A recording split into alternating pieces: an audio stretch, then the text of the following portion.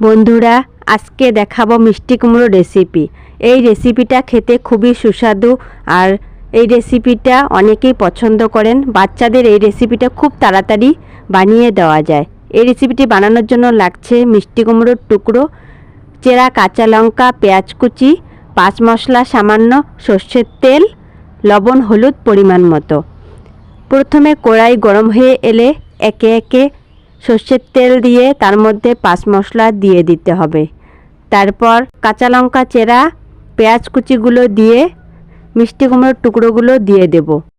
মিষ্টি কুমড়োর টুকরোগুলো দিয়ে কিছুক্ষণের জন্য নাড়াবো। নাড়ানো হয়ে গেলে পরিমাণ মতো লবণ, হলুদ এর মধ্যে দিয়ে দেব। তারপর খানিকক্ষণের জন্য আবার ঢাকা দিয়ে রেখে দেব, যাতে তাড়াতাড়ি সেদ্ধ হয়ে যায়। 10 মিনিট ঢাকা দিয়ে রেখে ঢাকনা খুলে আবারও খানিকক্ষণের জন্য নাড়তে হবে।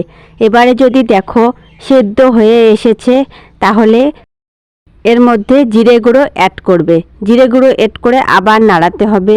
নাড়ালে যখন দেখবে একদম মাখা মাখা হয়ে এসেছে, তাহলে নামিয়ে সার্ভ করবে।